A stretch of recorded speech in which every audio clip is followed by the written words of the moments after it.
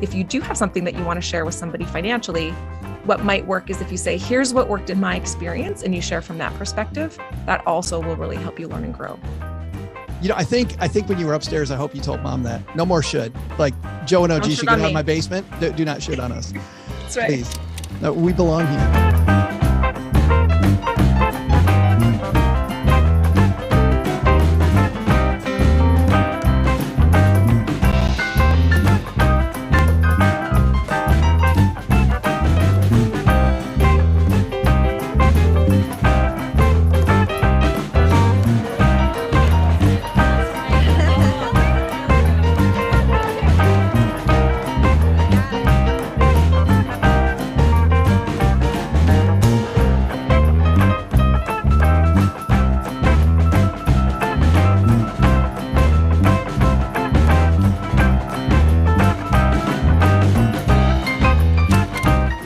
From Joe's mom's basement, it's the Stacking Benjamin Show. I'm Joe's mom's neighbor, Doug, and I think most of us don't tell the people who are on our air quote board of directors that they're on our board. Joe, I know I'm pretty much the chairman of your board, but you've never once told me that I'm on your board of directors.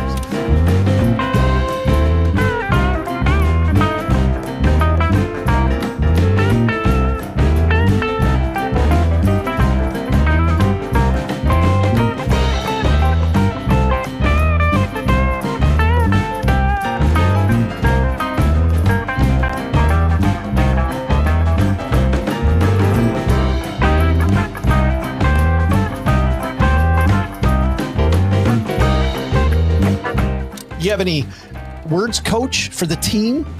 Rah, rah, ree. Kick him in the knee. Rah, rah, ras. Kick him in the other knee.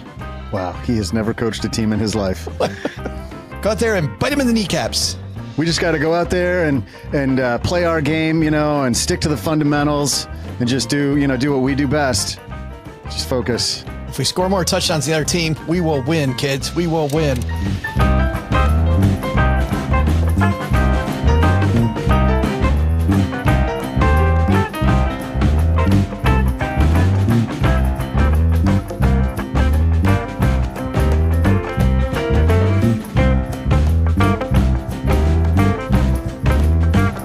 Let's talk about how we're misusing credit in America.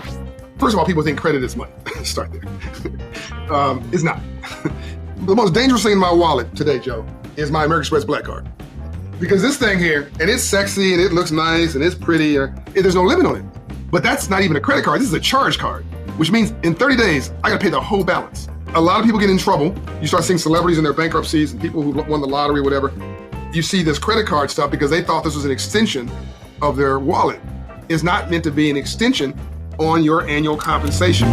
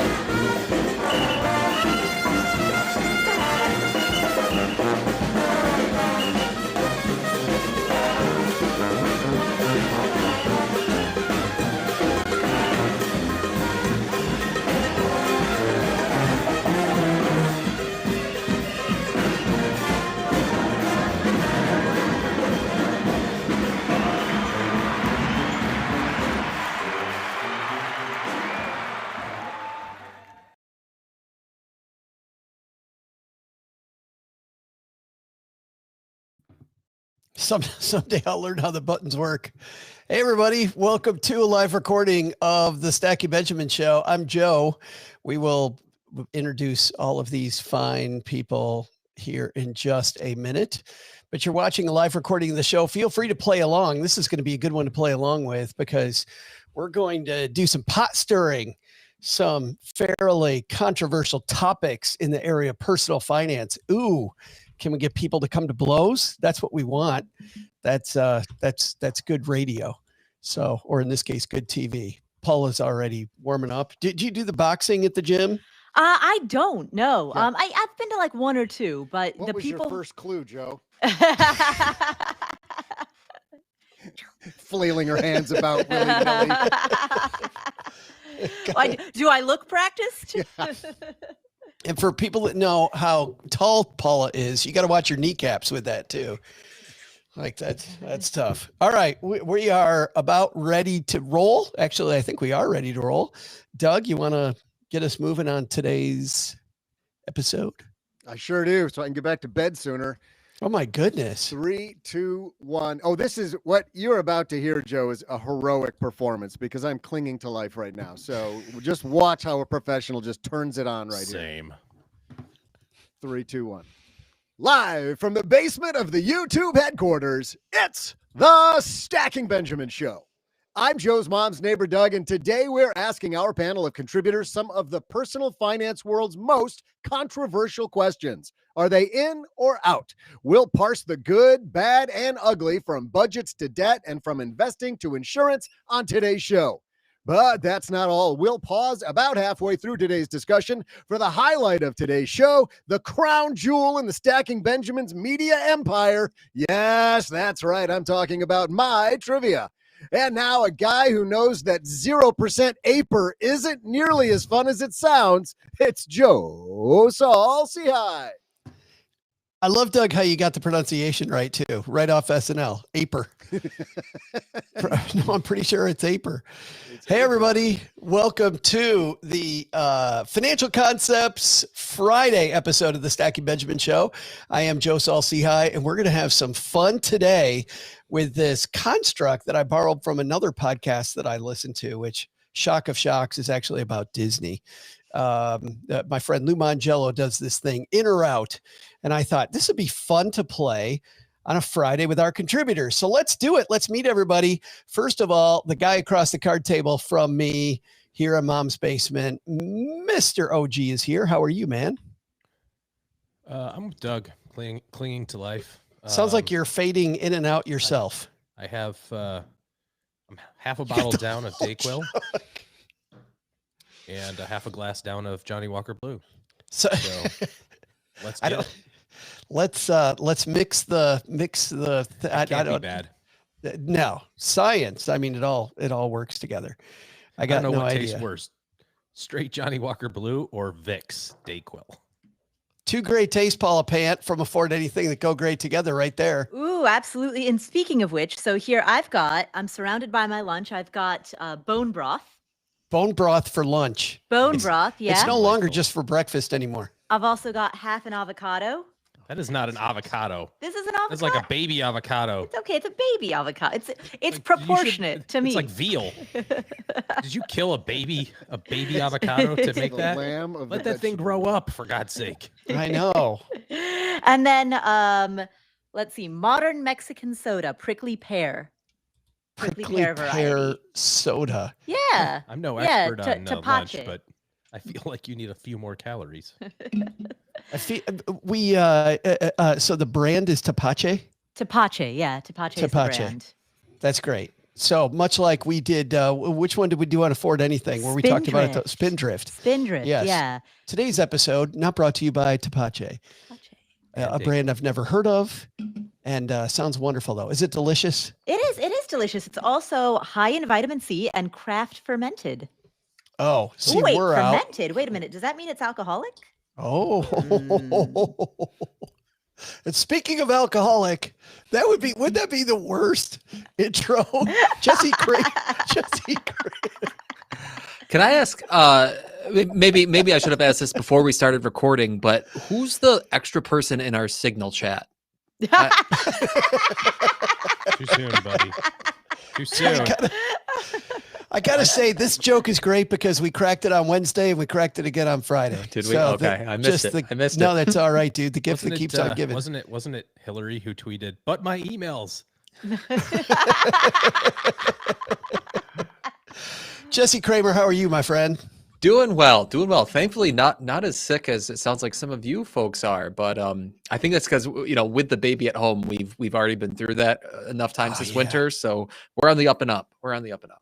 It just wait till you start the daycare thing, Jesse. I don't know if you've done that yet, but that's the gift that just keeps giving if you want colds. Yeah, super excited to put my immune system through that gauntlet. To the test. Well, today we're putting all you guys through the gauntlet because we're going to ask you some fairly controversial stuff today. And I'm going to ask you, are you in or are you out? I'm actually not going to ask it. I'm going to make a statement and then we'll see if you're in or out. And we're going to ask why you're in or out on these. These are some of these could be fighting words. We'll see. I'm not going to tell all of you what those statements are yet. First, before we do anything, we've got a couple of sponsors that make sure that this goodness is all free and you get it and our whole roundtable episode without paying a dime. So let's hear from those sponsors. And then we're going to ask our roundtable, and you guys can all play along at home. Are you in or out on these financial ideas? All right, 3, 2, 1. All right, guys. So question number 1, are you in or out? I'm going to make the statement. You tell me if you're in or out. We're going to start. We'll go ladies first here. Paula Pant, there is such a thing as good debt. There is such a thing as good debt. Are you in or are you out? I am in with the spirit of the question, but I hate the words good and bad because they're moralizing. But I get what it's fundamentally asking, and I'm in. Why? Debt, when used as leverage to acquire assets, income-producing assets, leverage is a lever. It can propel you forward as long as you use a reasonable amount of it in a reasonable way. I was going to say, but can't that leverage bite you in the ass? We saw a lot of that in 2007, 2008.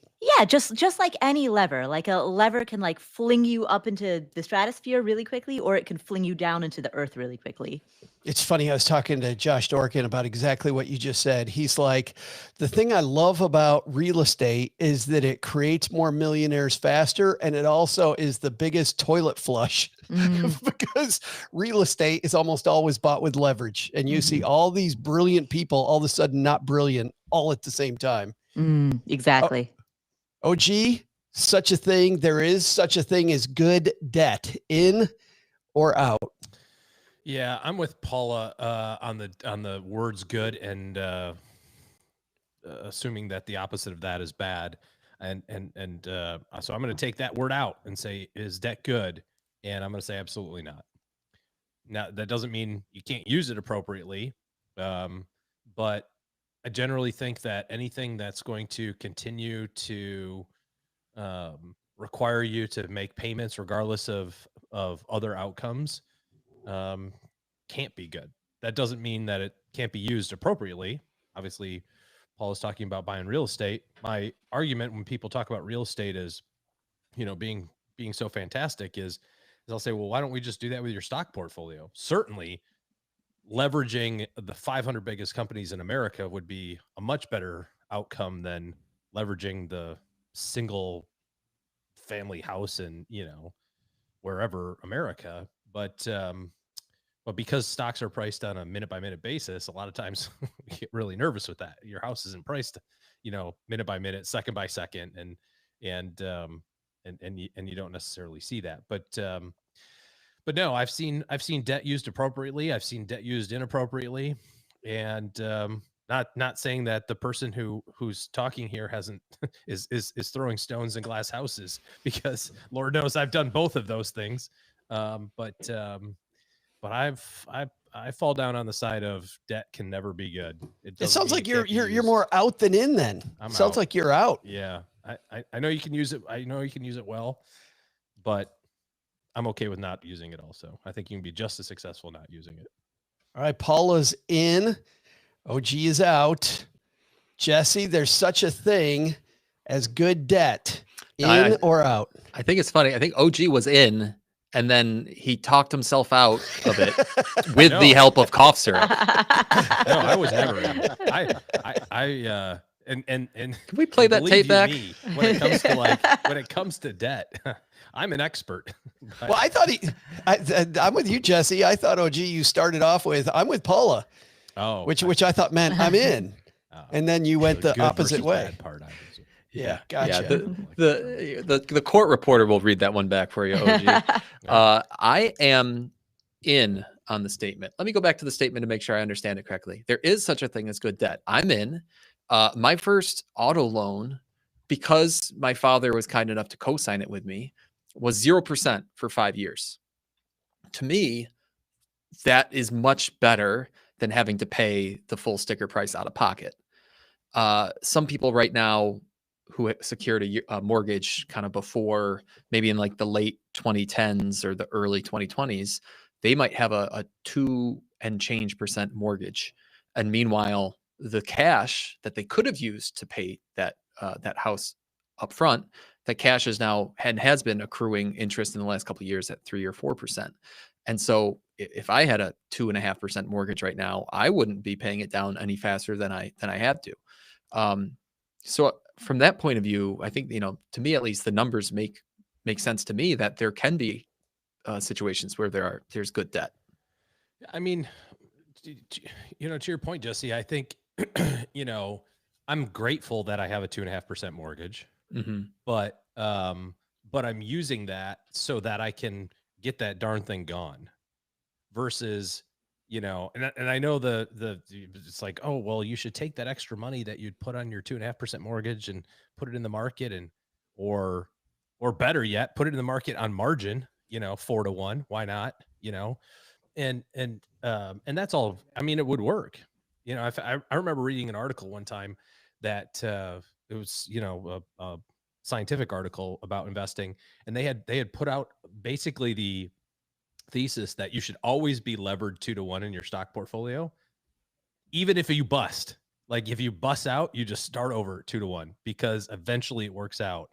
And you just somebody historically looked through this. Yeah, look through and all said the you data would have come through way ahead if you were 2-to-1 leveraged every time. Absolutely, even though you're paying margin interest and all that other sort of jazz. But we can't bring ourselves to do it. We were talking about debt earlier this week or last week. Is that when did we do this? When did we do the debt thing? Monday the 31st, right? Yeah. I don't know when this show is coming. Yeah, this is the same week as the ones we recorded this morning. Yeah, so that's right. 31st was when we first started. Earlier this week, we were talking about debt. And the reason I don't like it is not because I don't think it can work. It's because I got to make $75,000 a year to pay for my mortgage payment of $50,000.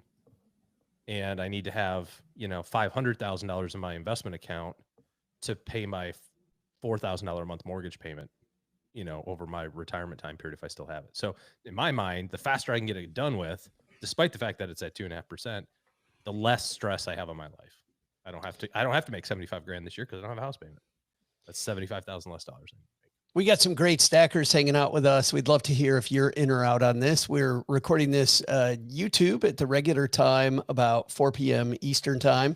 So Paul from Texas is here, Mike from Chicagoland, Margaret from Atlanta, among others, hanging out with us. So we'd love to hear from you guys. You in or out on that one? Let's move on, though, while we wait for those to appear. Jesse, let's stick with you. Are you in or out? When you start out, you must have a budget if you want to be great with money. When you start out, you must have a budget if you want to be great with money. Jesse Kramer, are you in or are you out? This is an interesting one, Joe. I hate to be the semantic person, but when you say budget, can I substitute the word in like tracking, or do you really mean like a budget where you prescribe exactly how much you plan on spending per category? I said it the way I said it. You do with it what you want, brother. Then I am out. because I don't necessarily think that we need to sit at the beginning of every month, no matter where we are in our financial journey. I don't think we have to sit there and say, well, this month I'm going to put $300 in the grocery envelope and I'm going to put $20 in the car wash envelope. And I don't think that we have to do that. Do I think that by the end of the month, you should be able to look backward and understand how you spent your money? 100%. And so that's where, in some form or fashion, we need to budget or track. But I think for a lot of people, budgeting is annoying and tedious, and they've tried it before and it hasn't really worked for them. And if it doesn't, I don't really budget anymore, but I do track every single month. So the statement as spoken, I'm out, but there is that little asterisk. Okay, but as I wrote in this brilliant book, Stacked, Your Super Serious Guide to Modern Money Management, available everywhere, Thomas Jefferson was phenomenal, Jesse, at tracking. He wrote down everything. It was a financial disaster his entire life and died penniless, owed tons of people money. So he did the tracking piece. It was worthless. Sounds like a dummy. I mean, what do you want me to say? But you said that's the good part. Okay. I mean, listen, I don't know enough about the details of Thomas Jefferson's life. It does surprise me that he tracked everything he ever spent and wound up penniless. I mean, perhaps he was doing something else. Maybe untoward. He was over levered. Yeah, maybe it was 2-to-1. Maybe it was 2-to-1 levered on the Dutch East India Company. Might have been. All right. Paula, when you start out, you must have a budget if you want to be great with money. Are you in or are you out? I am out. I'm out on that one. And actually, for me, the sticking point is the when you start out, that clause is the thing that knocked me out. And the reason is I think that if we were to say that some descriptor of person must have a budget, that person, if you are really paycheck to paycheck, like if you are, when money is super tight, you must have a budget. That would be my statement. But that statement is not necessarily correlated with when you start out, right? It often is. People sometimes use that interchangeably, but there are also people who start out and they're making huge money right out of the gate. Britney Spears, massive money right out of the gate. By the time she was 15, 16 years old, she was making tons of money. And of course, it's easy to point at a celebrity, but there are also people who straight out of college, depending on their major, might be earning $90,000, $100,000 straight out of school. So yeah, but I worked with people, Paula, that made $500,000 working for the TV station that I was at, and still found ways to overspend that money. Like found ways. And for them, had they had a budget in the beginning, it would have totally changed everything when they brought that money home, because they could have built the delta between the money in and the money out. Right. So that goes back to, if you're paycheck to paycheck, if money's tight, no matter how much or how little you make, if money is tight and you're living paycheck to paycheck and you're right at that line, you must have a budget. That's where your line is. Yeah, exactly. But that's not the same as when you start out. All right, OG, when you start out, you must have a budget if you want to be great with money. Are you in or are you out? No, I'm out. I hate budgets to begin with. I think the vast majority of people have no concept of what their forecasting spend is going to be for a period of time, and putting a budget in place is at best guessing. I'd much rather sit down with a calendar and put together a spending plan, which again sounds semantical, but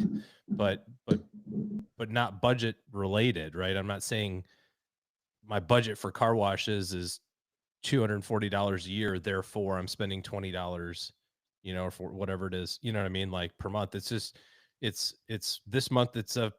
There's pollen everywhere. I'm going every other day. Like I get to spend $200 this month on car washes and $40 the rest of the year. Like I want to be in charge of that. And so I would much rather have a spending plan But even so, even at the beginning of your financial journey, if I knew how much money I needed to save, and I could just YOLO the rest of my life, knowing that I'm on track for my financial goals, I would much rather do that. Like that frees up so much mental capacity to do whatever, and not stress about cups of coffee and car washes. Like that sounds like a miserable way to run your life, versus being 20, like you said, or 22, like you said, Joe, and fresh out of school, making decent money, going, all I have to do is just make sure these things are good. I got to put money in my 401k, max out my Roth, and my HSA, and I'm rich. But how is that not a budget? I'm disappointed in all of you. I'm jumping in here. This is because I'm I feel saying like you're also talking about out both sides of your mouth. Because I'm not saying like, and then you also go like, well, this is my groceries. Oh my gosh, my groceries were $300 and I spent $305. What was me? Well, but most of you have said some level of you need a baseline to know. And so that to me is a budget. I think maybe this is semantics, but to at least do it once a year and know the big buckets. Here's my rent. Here's my healthcare. Here's my food. Here's whatever installment loan payments I have to make. Do that once a year so you know how much you have to work with. Okay, then don't look at it for 6 months or another 12 months, but you have to have some baseline to understand if there's enough coming in to cover what's going out. Doug, do you need the court reporter to read back what I said before my answer? It is semantics. It is semantics. But what did you guys all just thought it would be sexy to say I'm out? Well, I don't budget for shit, man. So like, I definitely am out on this one. If OG can't lead by example, he's got to be out. And I don't budget anything. So yeah, Paula, you've got a thoughtful look on your face. Yeah, well, because I often advocate for what I call the anti-budget, which is even the anti-budget is functionally a 2-category budget, with the 2 categories being what you save and what you spend, right? So even a not budget is still a budget, which means everything is budget, which means nothing is budget. Oh my gosh. The Twilight Zone. Doug's head is going to explode. I know. Doug's head is about to explode. If the question in some form is, do you need to measure your money? I'm all in. I'm all in. And if we want to say that any form of measuring your money is technically budgeting, okay, then I guess then I'm in. If you're hanging out with us live, I know that I asked specifically Mike, Margaret, and Paul about these questions, but feel free to chime in. I don't want it to just be those 3. But on the first question, is there such a thing as good debt? Margaret says she's out. There is no good debt, so she agrees with OG there. Mike says I'm in on there being good or at least not bad debt, mainly for the reasons the panel cited. Now, can I be in on more jokes from neighbor Doug? That's what Mike wants to know. And Paul says, I'm with OG, debt-free since 2008. I believe in using debt for first car and house, but his assets grew, no more debt. So like you, Jesse, the car was a good thing, but he doesn't think that's good debt.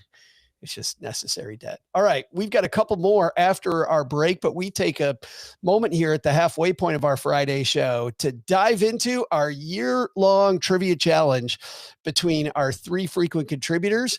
And man, we are returning to normalcy because OG has 5. Jesse has now moved into 2nd, which means Paula's back in her normal spot in 3rd. OG has 5. Jesse has 2. Paula has 1. Can Paula turn it around? Paula, you think so? You know, last time I came so close. So close. Did. I really did.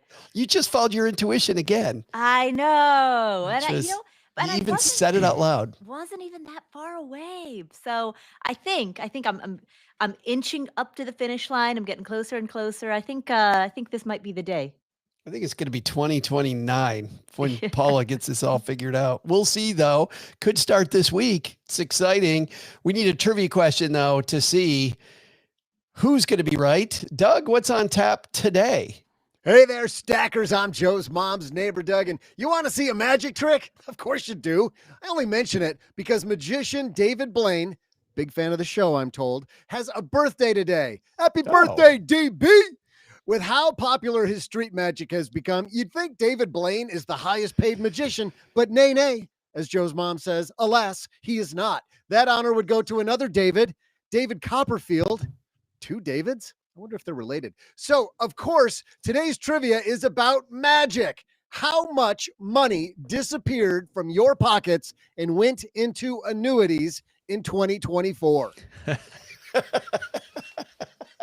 See what I did there? A little bait and switch. You were looking over here at this hand, but the magic was over here, the other hand. I'll be back right after I get some lube because I have a feeling this answer is going to hurt. Oh, man. Jeez. Wow. That got overly descriptive, Doug. Annuities in 2024. Too bad we don't have Don back from last week, who could do an annuity rant or two. OG, you're going first. How much money did people put in annuities? This information from the annuity industry. So this will be worldwide amount of money into annuities. In 2024? In 2024.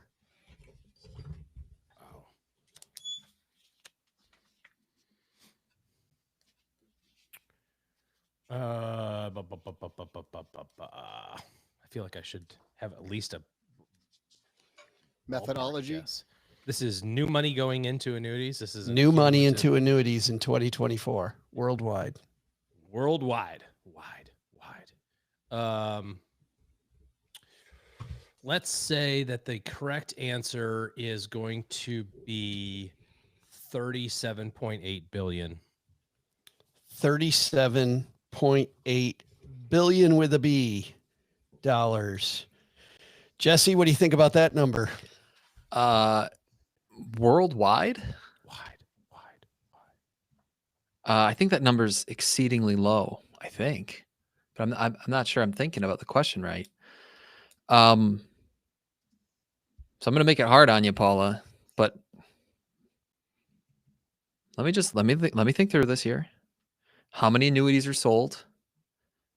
And these are private annuities, right, Joe? These are through insurance companies. Through insurance companies, yeah. So how many annuities are sold, and then what's the average size of that annuity? I'm going to go 1.5 trillion. 1.5. I can't do that math, man. Good God. It was again, the question was how many dollars?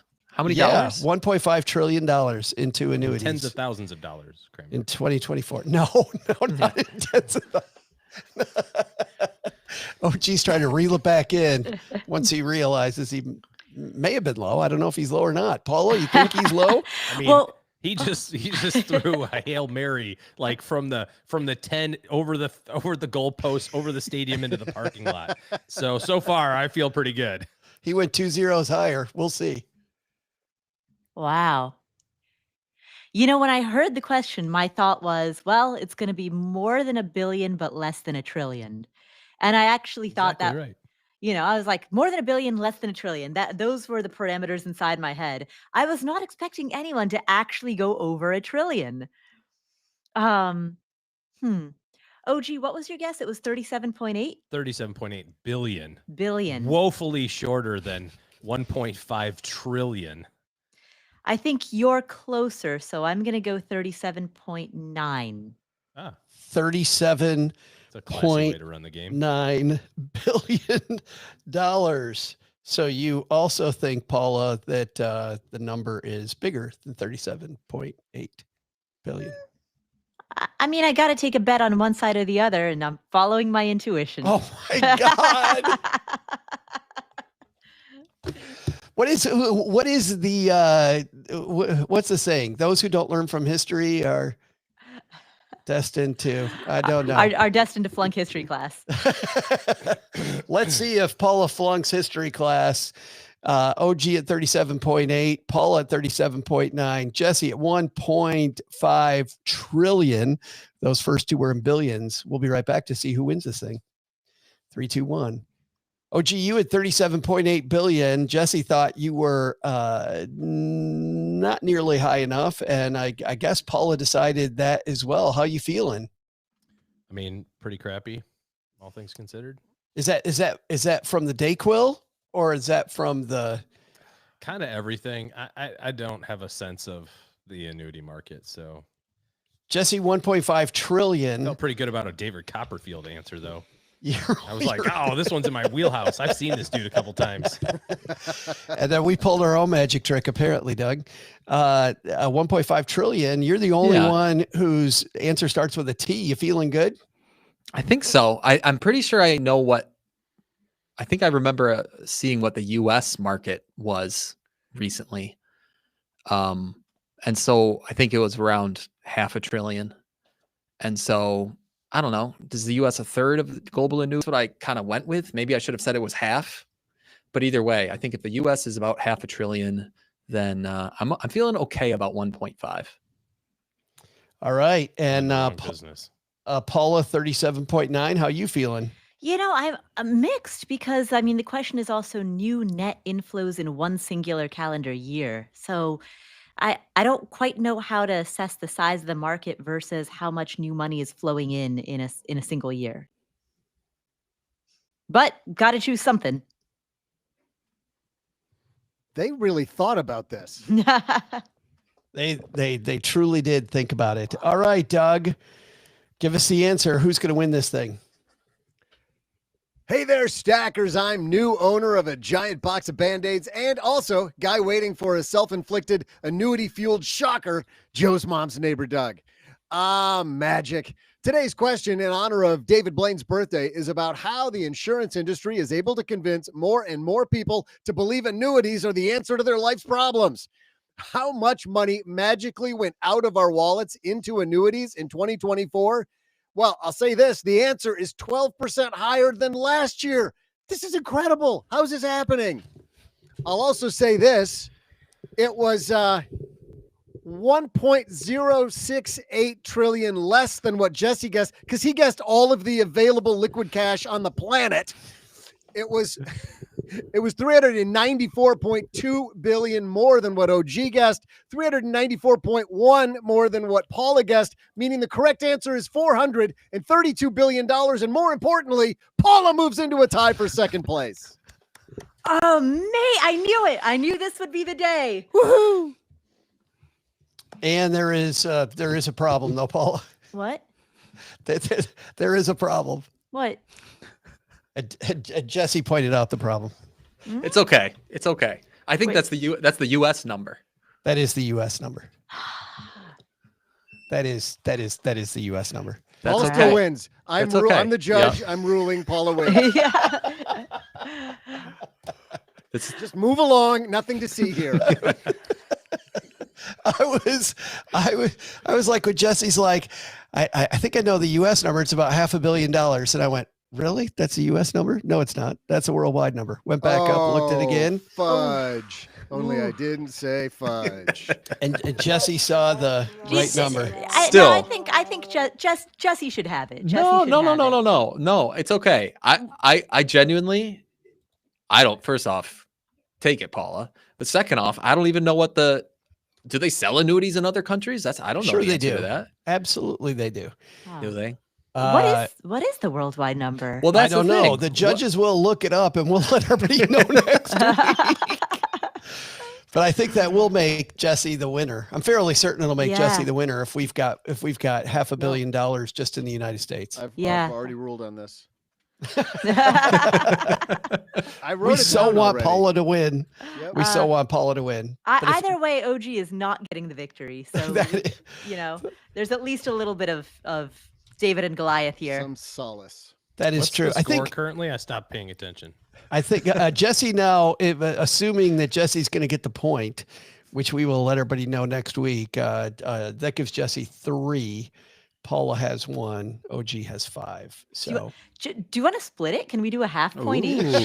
We can do a half point. We have done that in the past. All right, I'm down. Yeah? All right, let's do that. Let's split it. All right, we're not even going to look it up. We're not going to look it up and see who's right, who won. Oh I mean, just out of sheer curiosity, I would like to know what the worldwide number is, but yeah.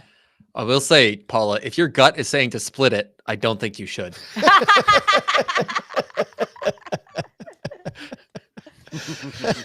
I thought you were saying if her gut says to split it, you should take it all, is what you're saying, Jesse. Like, oh man, that is funny. And Jesse, I think you saw my face because I looked at your face. No, I didn't see your face. no, because I saw you start laughing. And I thought it was in response to my, oh God, because I thought I clearly, anyway. All right, on to the second half. Just for the record, LIMRA says that collectively annuity sales will reach 1.1 trillion from 2022 to 24. That's a 3-year period. Well, yeah, that's probably U.S. Three years of 3 or 400 billion in the U.S. would get us there. Who knows? Maybe the audience can find it for us. Doug knows. Doug awarded half a point to each of you. If somebody more competent could do it than us, that would be great. All right, let's get back to the place where we are competent, which is creating chaos with these financial statements. Are you in or out? Paula, let's go back to you. You ready for this one? Paula Panther, you in or out? You should talk openly about money with your friends and family. Are you in or are you out? I am in. I think a society that has financial transparency is a healthier society. And if we as collectively can just, and each person has to lead by example, if we can start being more open, sharing numbers. I mean, there are numbers that, everybody has their own set of assumptions in their head.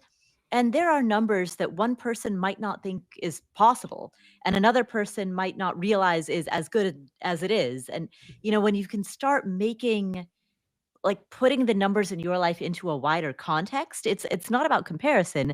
It's just about understanding what is possible and what is achievable and what is out there. All right, Jesse Kramer. You should talk openly about money with friends and family. Are you in or are you out? I am in. I do think it's hard. And I do wonder if the 5 of us or 4.5 of us, however we want to count points, I do wonder if we're all a little bit biased because we're all money people.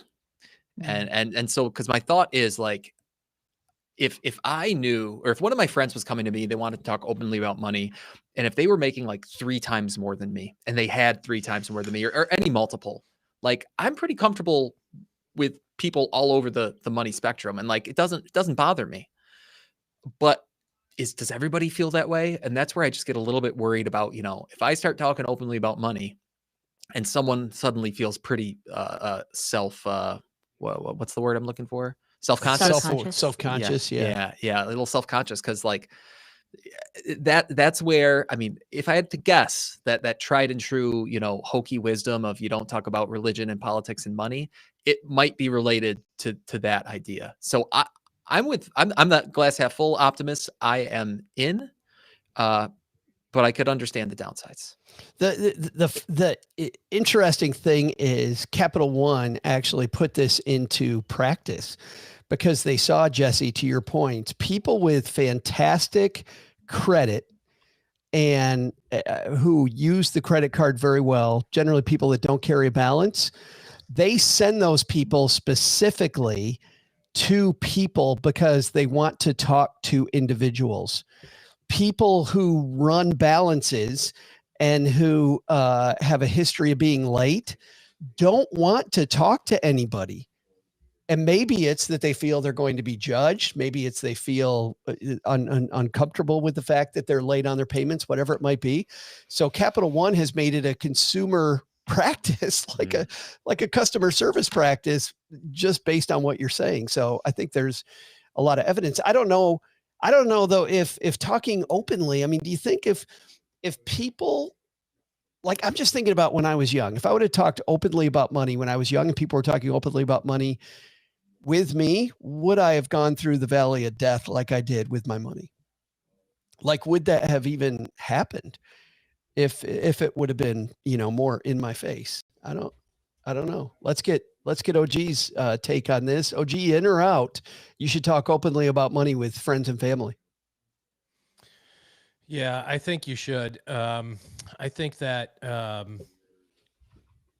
not just only things like compensation and that sort of thing. You know, how many stories do you hear about like somebody who has been working at the same company for 25 years and Jesse's getting hosed on his pay? You're not even 25 years old, Jesse. What are you talking about? at my engineering job. Yeah, no. Keep going though. But you know that doesn't mean that you should be paid the same. I'm not suggesting that at all. But if part of the reason that we advocate, you know, shopping for jobs so frequently, and frankly, part of the reason that people do it, and my wife did it when she was in consulting, was because you get hired and then you get your pay raises and you're like, okay, I got my 3%, 4% pay raise, not knowing that the new grads out of college are getting paid here. And you're like, and the company's not going to volunteer that information. Why would they? Like, you know, why would they want to tell you, hey, by the way, that 22-year-old we just hired, we hired him in at 75. You're at 52 right now because we've been giving you 3% pay raises. Isn't life grand? You know, and just having that conversation would raise that person's, you know, comp plan. And it's not until you change jobs where you go like, wait a second, 5-year veterans make $100,000. Who knew? You know, like that shouldn't be the case. Why do you have to go change jobs? Maybe you like your job, you know, but at least give you the info. Same thing. It was interesting. You talked about this, Joe, about your, you know, if you had discussions when you were growing up. I was thinking about that. All the money stuff that was in my face when I was a kid was everything sucks about money. Like the man is always out to get you. There's no choice but being in debt up to your eyeballs. Like barely you can make credit card pay. Like everything was a struggle all the time. And when I left home and I started working, that was kind of my life too. Like everything was a struggle. Everything was, you know, like it wasn't up to me. It's funny being an entrepreneur. You're like, you can do anything you want to do, but I didn't have that mentality until later. You know, until I dropped all the stuff that I remember from being a kid. There was no saving or investing or, you know, let's save money for the vacation or, you know, any of that sort of positive thing. It was all negative money talk. So I also wonder, you know, would that have been a different path, you know, for me? And then I think there's another obligation is a tough word, but I think there's another piece of this, which is if you have some stuff figured out, then you're probably more likely to want to talk about it. Like if I was really going to go hell bent, and Paula has talked to me about this before, when we started doing some real estate investing, she was the person I talked to. I was like, I don't know the first damn thing about this. Like what are the things I'm going to screw up? And she texted me a long list of all the stuff I was going to screw up. And I did all the things, just like she said, you're going to screw up all these things. I was like, oh, good. I did them all. I screwed up all those things.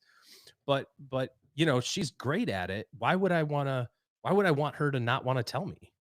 You know, if you want to build financial plans, you better talk to me and Jesse. Like that's what we're super great at. Like really great, world class, I would even argue. And Okay, so settle down. like, Chief. settle down. But why would You're the best in the universe. Best in the universe, actually. I mean, Okay, maybe champ. just me, but Jesse's probably in the stratosphere also. But you know what I mean? Like, why would you want me to not want to tell you that?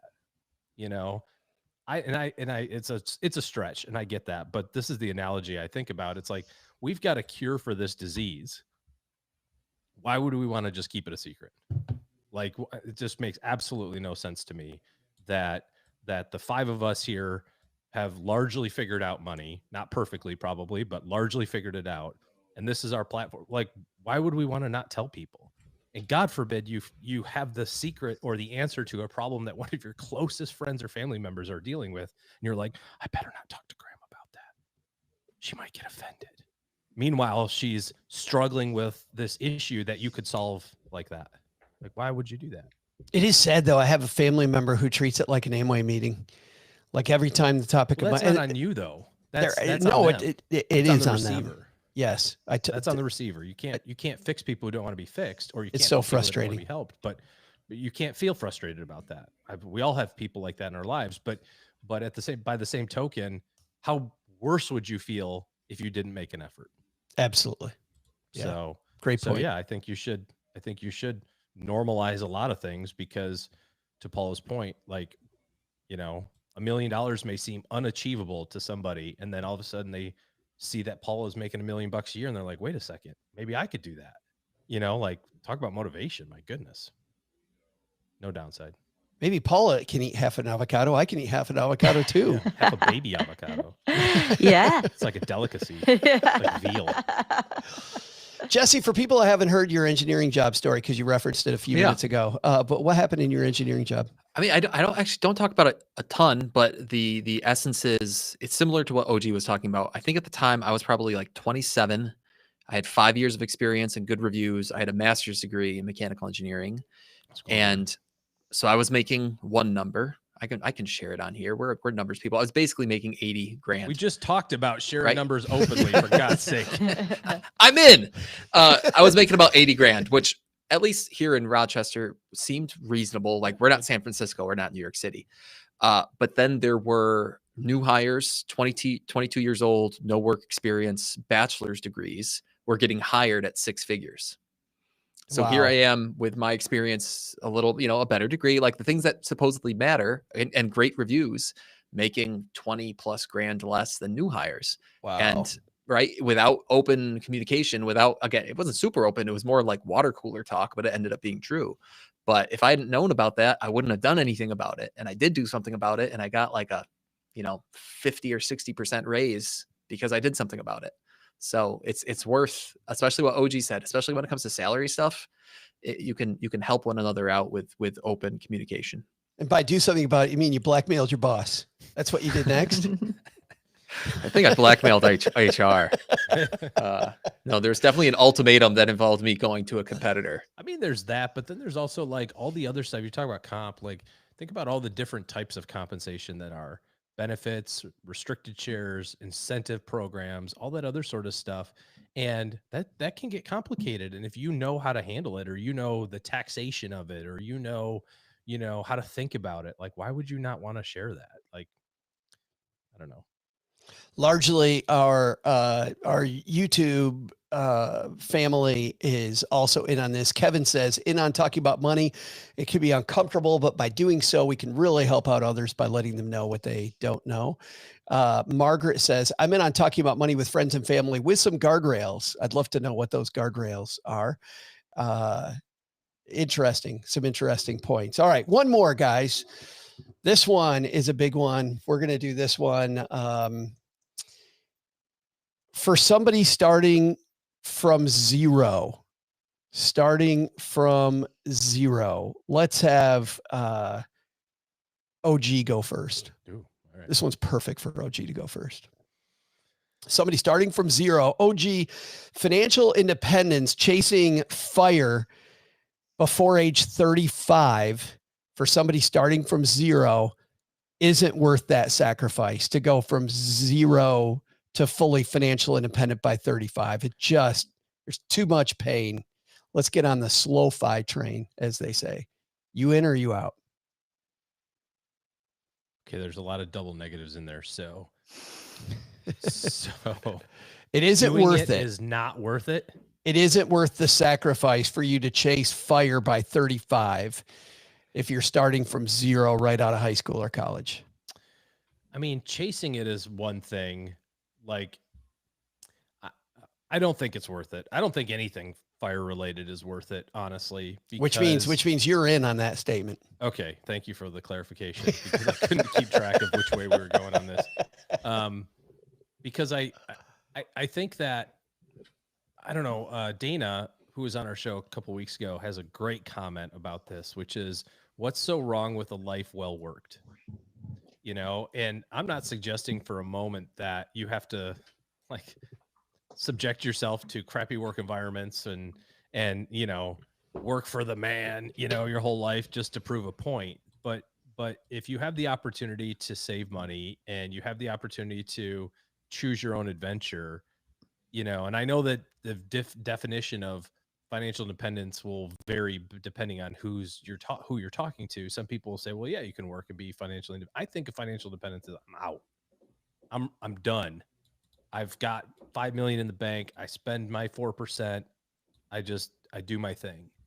But there's plenty of stories out there of people who have done that and then circle back to going like, I'm bored out of my mind, you know? And I think the right answer, especially in today's day, is somewhat of a combination of those things. You want to build flexibility while you have the opportunity to build flexibility. You know, when you're 45 and you have 3 kids in school and 1 in daycare and, you know, and sports and like all the stuff that like peak spending years, like that's not the time to be also going, and now's the time we need to be saving $5,000 a month because we're behind in our. We need to save 62% of our income. Yeah, it's just really hard to do. And now, if to your point before, if you're making $500,000 a year or $1 million a year, yeah, it's a lot more reasonable to, you know, save buckets of money. But by the same token, you need to have piles of money if you're making $1 million a year and spending that kind of money. So when you're in your 20s and you're in your 30s and you're single or you're married or you have a partnership or you're not elbow deep in kids and daycare and all that sort of stuff, just be smart about your spending and saving at that time, because it buys you the flexibility in the future to do the 2-year sabbatical, which I think is totally awesome. To do the, hey, I'm gonna change jobs and do something that's a little bit less stressful now because, you know, I want the 9 to 5. I want to be home with the kids in the afternoon or the evening.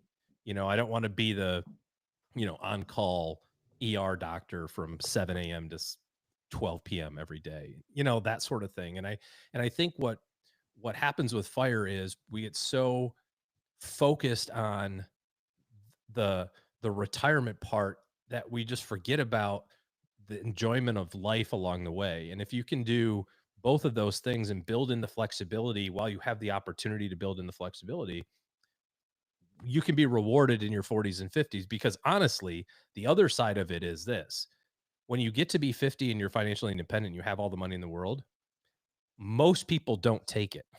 And the reason they don't is because they're like, wait a second, the kids are kind of grown, you know, the house is paid off, the college is funded, and those idiots are paying me $500,000 a year to work in my engineering job. Maybe I'll stick around a year. You know? There is, you go to conferences like Economy that I was just at, and there's one more year syndrome, right? That people suffer from. There's also the fact that I've been frugal my entire life, and now I have to turn on the spending gene, and it just isn't there. Yeah, you know. Yeah, that's true. Yeah. So I think you want to measure for flexibility, and you know, if I could go back in time, and what I'm, you know, just hoping my kids learn out of all of this is that from the time that they get done with school and they're making, you know, big boy money or big girl money, it's like you don't have to spend it all day one. Like, build the flexibility so that when you want to have it, because you don't know what flexibility looks like when you're 25 or 27. Like, what is, you know, you don't know what you want. You don't know what you need. Wait till you're 45 and you got 3 kids and you're like, now I know what flexibility is. I want to be able to like drop everything because the coach just called and said, oh, by the way, that game starts at 4:30 today, not 6:30. My bad. Because that happens all the freaking time. Jug, you know what I'm talking about, right? Joe, you know what I'm talking, like, hey, oh, that swim meet? Yeah, I know we said it was at 7. Turns out it's at 4. Right? And you're like, what the heck, man? That one doesn't bother me that much because stuff happens to the school. This is the one that bothers me. But I want to go to it. That's my point. I know. Like, I want the flexibility to go. Oh, no. Let me give you the variation of your story that bothers me more. Is that it's 9:30 at night and my kid comes out. They're already supposed to be in bed, and they're like, yeah, I forgot I got this huge project that's due tomorrow morning first thing, and we don't have anything for it. So we get to go to Target or Walmart or wherever and begin working on it at 10:30 at night. Yeah, but that doesn't involve flexibility for your job or your money. I want to be able to. Oh, it does. I got to stay up half the night making sure that we sure your diorama of Saturn is perfect. Exactly. Yes. Nick, please tell your dad that his Saturn diorama looks really nice. Thanks, I will. Do I get an A? It's so good. All right. Let's get our flexibility. That's the TLDR on that deal. So you are then in on that statement. Jesse, how about you? Financial independence, somebody starting from zero, FIRE, not financial independence, but FIRE. A key difference there. Is it worth the sacrifice before age 35? I am out. I think if I understand the question right, which I think I do at this point, we've talked about it enough. It does remind me of what the Ticketmaster fee was for Joe Lewis's fight. It does remind me of that a little bit. Deep cut there. G is in. He agrees with the statement. You don't agree with that statement, which means you think it can be worth the sacrifice. Correct. Because the word seeking, I think that if you're going to seek fire by 35, you have to do a lot of things right in your financial life. And to do those things right from such an early age is worth it. You can always change your mind later and say, like, you know what? I regret, maybe I've been squeezing too hard and now I want to let up and now I want to live life a little bit. Go ahead. You've already paved such a great road for yourself. You've got your compound snowball growing so quickly from such a young age that you've unlocked an incredible amount. You've unlocked a flexibility for yourself. So that's why I think that I am out, because seeking fire is worth it. It's funny. Paul hanging out with us, I think, also was confused by the in or out thing, because the statement is it's not worth it. Because and Paul says he's out, but then he says a career is rewarding. If you live a life of deprivation, you'll miss out on too many life experiences, which means, Paul, you're actually in. So Psych. But Jesse, I get you definitely are out with that take. All right, Paula, you've got the final word. We got one innie and one outie. Hold on. I'm still confused about this double negative. All right. So the statement is seeking fire isn't worth it. Isn't worth it. Seeking fire by age 35 and all the sacrifice it takes. That sacrifice is not worth it. Is not worth it. So if the answer were to be out, then I'm out on the idea that it is not worth it, meaning I do believe that it is worth it. That's correct. Okay, so then I'm out. You think it is worth it? I do think it is worth it. However, we'll put some caveats here. I don't, first of all, if you're 22 and I know a lot of people who, like, their dream is some type of a fat tail distribution, make it big type of a career, right? So they want to be a professional comedian. They want to be a professional actor or model. And they are committed to, or maybe it doesn't even have to be in the arts. Maybe they want to start a business, right? But that means they're going to have to live really, really lean for a while. And rather than prioritize putting money into public equities, they're going to prioritize building that business or taking comedy classes or taking acting classes and living and working as few server or bartender jobs as they can, while spending the rest of their time at auditions, right? Like, I think that's a perfectly wonderful way to spend your 20s and 30s if that's what you choose to do.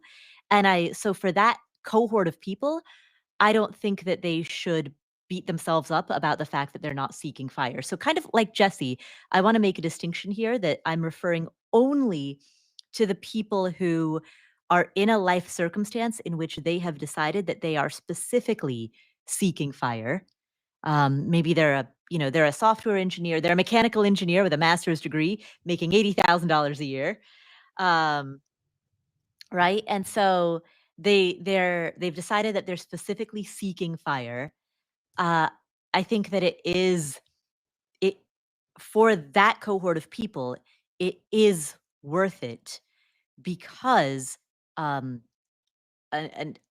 I want to, this might also come down to the semantic difference of how do you define fire.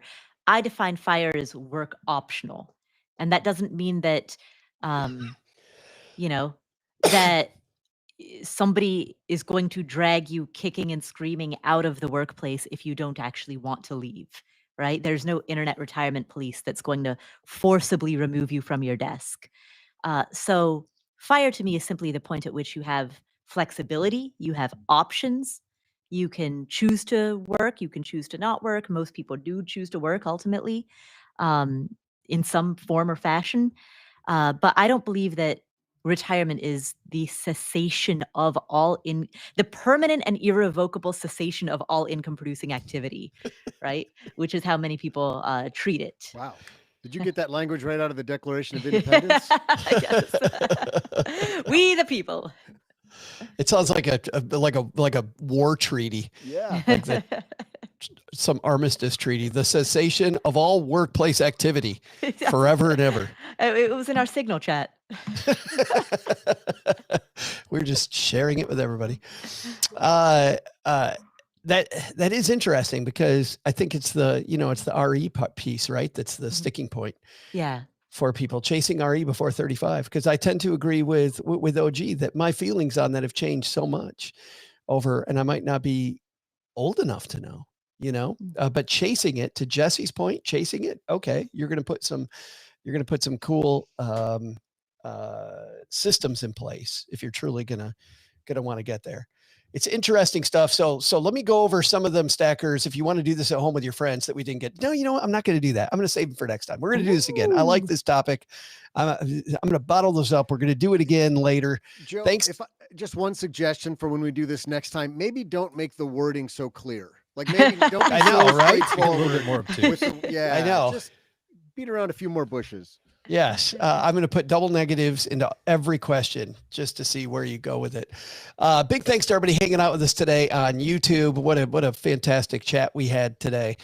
Thanks to all of our contributors. Doug's going to thank everybody. But before we do that, of course, we got to find out what you guys are doing. Jesse, I just noticed that in Gertrude's show and tell, on the refrigerator today in the basement, you had a cool blog post about where your assets are located.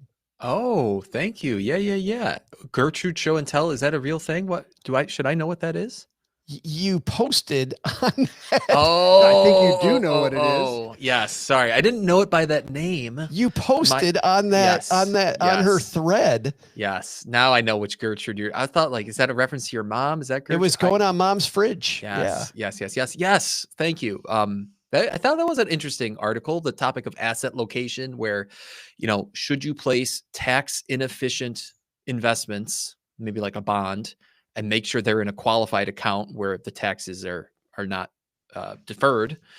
And then should you place efficient investments, maybe like a stock, into your taxable account? And is that a great way of going about your financial plan? And how much money does it save you? And are there drawbacks? And the answer is, well, it definitely can save you some money, but there definitely are some drawbacks. Yeah, I love the drawbacks part because you made a big point of going, if you're, you could just be spinning your wheels. Come on. Yeah. But I think we need to think about it a little bit. But what's going on in the podcast, my friend? Sure. Last week we released a really nice conversation with Christine Benz, who's just terrific, from Morningstar, director of personal finance and retirement. And then next week, I'm pretty sure we're dropping one of our AMA episodes, which are always a hit. So that'll be great. Is Christine Benz one of the nicest people on earth? I think she is. Totally. She's awesome. She's awesome. 100% is. Paula Pant, speaking of nice people on earth, what's going on at Afford Anything? Well, before we get there, I have a proposal. I have a suggestion, but it's a bit of a question. All right, so Jesse, what do you think of this? I'm thinking about that trivia point, the question mark trivia point. What if we form the Coalition to Beat OG? And this becomes Look at OG's face. For those of you not on YouTube right now, you need to be here live. Bring it. The Coalition to Beat OG, and it becomes a floating point that either one of us can claim at the end of the year if Hold we on. need that. Yeah? You don't get to take over this trivia.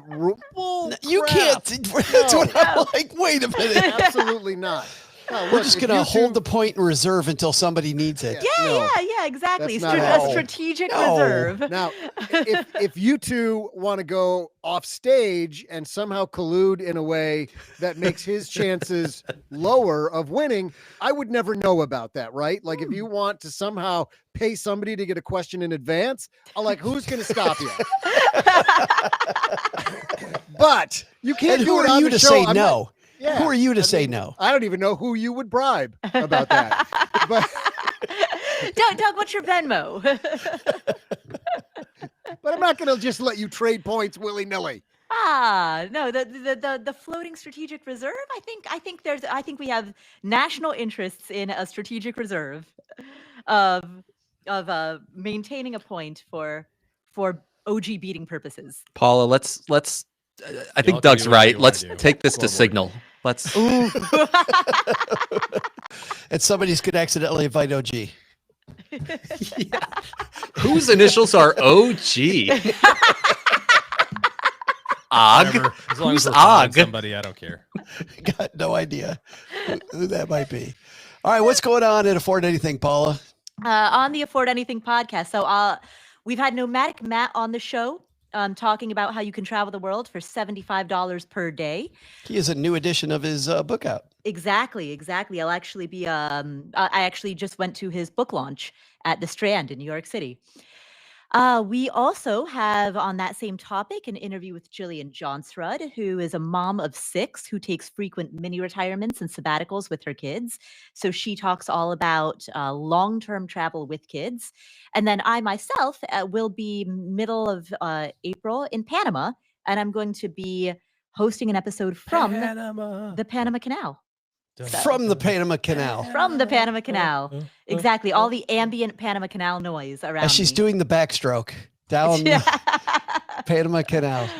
Cement booties on. Wait a minute. It is so funny. Every time Paula and I are in a room together, I'm always reminded first thing of, my goodness, you are short. And I Julian know. Johnsrud, whenever I meet her, which I did last week, she turns the corner and I'm like, my goodness, you are tall. Like she is very, very, very tall. Very tall. Yes. And both brilliant people. I think that every time too. How come I get reminded of that by my mom all the time? Why can't I be as brilliant as Julian or Paula? Jesse, what are you laughing at? Well, I just thought it was funny that was the second thing that you thought of. Like first thing first, like, geez, look at the heights. She is But also, short. there's more to your person than just your height. I just like how that's your thought process, Joe. That it just, I'm sure they say it when they see me. People are always like, my goodness, Joe, you are bald. Yeah. And OG, what do you got going on this weekend, my friend? Oh, well, funny you should ask. Public service announcement for everybody out there, age 45 or older. Today is my colonoscopy. So if you have not done one, you should do it. Pictures or it didn't happen. And, enjoy every second of it because that's what I'm doing right now. I'm just enjoying it. Just I think what everybody needs to do leaning back. is follow Laying down. Don't even know Mom's what's neighbor happening. Doug's advice on how to prep for a colonoscopy. That's what everybody. Yeah, eat a big giant pizza right before you go. It's like eating a box of Oreos right before you go to the dentist. Doug, what time were you supposed to stop eating? Allegedly at lunchtime. At lunchtime. What time did you finish eating? I finished eating my entire pizza and full order of crazy bread at 7:30 p.m. And as you can imagine, that went really well. That delayed the exit of things quite a bit. By about 8 hours. By about 8 hours, such that it was still occurring when I was in pre-op. I will be following all the rules to a T. And as I mentioned, public service announcement, you should get it done. I've delayed it for a couple of years. And I Get it didn't mean done. to, but it's super treatable if something bad happens. So just go do it. You know, it's probably not that big of a deal. I'll let y'all know on Monday if I'm walking funny. See, we'll talk openly about health and wellness as well in the grossest way possible. Doug, take it from here, man. Get us out of this. What should we have learned on today's show? Well, Joe, first, take some advice from Paula and her take on immoral debt. When is it good and bad again, Paula? And how do morals factor into this? Oh, well, so debt is good if you are either very short or very tall, but it's bad if you're an average height. Nailed it. Second, don't forget what OG said about achieving fire or not achieving, I don't know, by 35. What was that again, OG? Yeah, it's a really big, giant waste of time. And you should just YOLO. YOLO! But the big lesson. May or may not be what we want people to know. Keep going. Sorry. Don't try and show Joe's mom your magic trick. Trust me, her magic trick where she uses hurtful language and mean faces to send you to the store for another case of extra large Depends works way better than your trick, No. no matter what it is. Thanks to the Jesse Kramer for hanging out with us today. You'll find his fabulous podcast, Personal Finance for Long-Term Investors, wherever you listen to finer podcasts. Thanks to Paula Pant for hanging out with us today. You'll find her fabulous podcast. Apparently everybody's podcast is fabulous, but ours, Joe. You'll find Afford Anything wherever you listen to finer podcasts. And thanks also to OG for joining us today. You'll find his fabulous podcast. No, you probably won't, but you can go to stackingbenjamins.com/OG for his calendar. All right, Steve, put this as like a very, very, very short after show. Comment here from Mike. Mike says, when I met Joe in a parking lot, true story, I thought, what an average height Joe is. That's what you meant by average Joe money. That was exactly. My goodness, he's such average height. We'll stop it there. All right. Thanks for hanging out, everybody. That was super fun. We'll see you guys next week. Awesome. I'm still alive. Probably have bird flu. Oh my God, that was great. That was fun. That was really fun.